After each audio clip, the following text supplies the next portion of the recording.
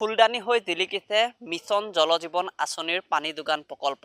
নিৰ্মাণৰ এটা বছৰ উকলি যোৱাৰ পাছতো আজিলৈকে গ্ৰামাঞ্চলৰ ৰাইজে নাপালে বিশুদ্ধ খোৱা পানী। আৰু এইখিনি মুহূৰ্তত আমি কাজিৰঙাৰ ডিৰিঙত উপস্থিত আছোঁ। মই প্ৰথমে এটা পৰিৱেশ মই এইখিনি মুহূৰ্তত দেখুৱাবলৈ চেষ্টা কৰিছোঁ। আচলতে এই মুহূৰ্তত যদি চোৱা যায়, জলজীৱন আঁচনিয়ে জলাশলা খুৱাইছে কাজিৰঙাবাসীক।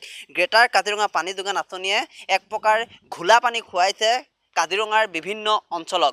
সমানে যদি চোৱা যায়, এই য'ত আমি উপস্থিত আছোঁ ডিৰিং চাৰিআলিত থকা এই যিটো পানী যোগান প্ৰকল্প, এই প্ৰকল্পটো দীৰ্ঘ সময় ধৰি এক প্ৰকাৰ বন্ধ হৈ আছে, তলা ওলমি আছে। আৰু সমানেই গাঁৱৰ যিসকল লোক, সেই লোকসকলে পানীৰ পৰা এক প্ৰকাৰ বঞ্চিত হৈ আছে।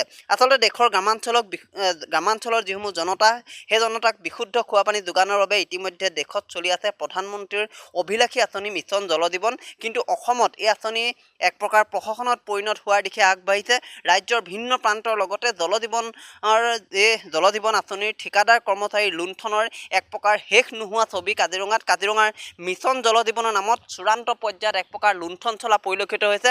আৰু যদি চোৱা যায়, কাজিৰঙাৰ একাংশ অঞ্চলত ঠিক এইদৰেই কেৱল মাত্ৰ ফুলদানি হৈ জিলিকিছে পানী যোগানৰ টেংকি আৰু পানীৰ টেপ। আৰু এইখিনি মুহূৰ্তত গ্ৰামাঞ্চলৰ কিছু লোক আমাৰ সৈতে উপস্থিত আছে। আমি তেওঁলোকৰ পৰা জানিবলৈ চেষ্টা কৰিম। প্ৰথমতে আপোনাৰ ওচৰলৈ আহিছোঁ, কেনেকুৱা ধৰণৰ সমস্যা দীৰ্ঘদিনে ইয়াৰ পৰা ৰাইজে পানী কেনেধৰণে পাইছে বা কি ক'ব বিচাৰিব?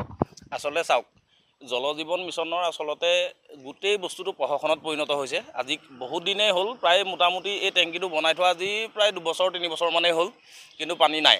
আৰু মাজতে আজি 4 মাহমানৰ আগতে গোটেই গাঁওবিলাকত পাইপবিলাক পুতিলে, কিন্তু খোৱা পানীৰ নামত একো নাই। এদিন মাত্ৰ টেষ্ট কৰি চালে, তাৰ বাহিৰে আৰু পানী কিন্তু ইয়াত নোলালে। আমি আচলতে আমি জনস্বাস্থ্য কাৰিকৰী মন্ত্ৰী জয়ন্তমল্ল বৰুৱা ডাঙৰীয়াক আমি এক প্ৰকাৰ তেখেত ব্যৰ্থ বুলি ক'ব লাগিব। কাৰণ তেখেতৰ বিভাগটোত কি চলিছে, কি হৈছে খবৰ নলয় তেখেতে চাগে। আৰু সেইটো কাৰণে তাৰ পৰিণতিত কিন্তু গোটেই গ্ৰামাঞ্চলৰ মানুহবিলাকে ফলটো তাৰ ভোগ কৰিছে। গতিকে আমি এই অদক্ষ জনস্বাস্থ্য কাৰিকৰী মন্ত্ৰীজনক অতি সোনকালে যদি কামবিলাক চোৱা চিতা কৰিব নোৱাৰে, পদত্যাগৰ দাবী কৰিম। এতিয়া দেখা পোৱা গৈছে যে নিৰ্মাণৰ কামখিনি সম্পূৰ্ণ হ'ল, ঠায়ে ঠায়ে তেওঁলোকে টেপ দিলে, কিন্তু কেৱল মাত্ৰ ফুলদানিৰ সদৃশ পৰিৱেশ। নিশ্চয়কৈ কেৱল ফুলদানি হৈ ৰৈছে, আৰু তাৰ বাহিৰে ইয়াত একো নাই। আৰু আমাৰ ইয়াত স্থানীয় বিধায়কজনৰ ইয়াত কিন্তু ভূমিকাটো লেখত ল'বলগীয়া। কাৰণ স্থানীয় বিধায়কজনেও এবাৰ তদাৰক কৰিব লাগে গোটেই বিষয়বিলাক। আচলতে গোটেই বস্তুটো ঠিকাদাৰবিলাকে লুটি পুতি খোৱাৰ বাহিৰে অন্য কিন্তু একো হোৱা নাই ইয়াত। গোটেই পাইপখিনি পুতি দিলে। ইয়াতে চাওক, এইবিলাক পইচা চৰকাৰী পইচাবিলাকো আচলতে সৰাত হ'ল, যিটো কথাৰ কাৰণে আমি ক্ষোভিত এক প্ৰকাৰ। আৰু এই বস্তুটোত এই বিভাগটো আচলতে কোনো কামৰ নহয়। যদি বিশুদ্ধ খোৱা পানীৰ নামত কোটি কোটি টকা য'ত অপব্যয় হ'ল, তাৰ পৰা এটোপালো খোৱা পানী নাপালে, গতিকে এইটো বিভাগ থাকি একো লাভ নাই।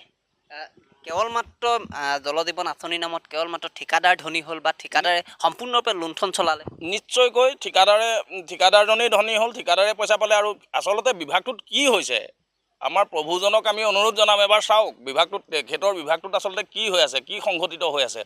ঠিকাদাৰ ধনী হোৱাৰ বাহিৰে ইয়াত আৰু গত্যন্তৰ একো নাই। মনোজ শইকীয়াই পোনপটীয়াকৈ আমাক কাজিৰঙাৰ পৰা দেখুৱালে আৰু জনালে ৰাইজৰ প্ৰতিক্ৰিয়া। ৰাইজে এতিয়া দাবী উত্থাপন কৰিছে যে অধ্যক্ষ মন্ত্ৰী জয়ন্তমল্ল বৰুৱা আৰু তেওঁ সময় থাকোঁতেই এই বিভাগটোৰ পৰা দায়িত্ব এৰিব লাগে, তেতিয়াহে হয়তো ৰাইজে পাব বিশুদ্ধ খোৱা পানী।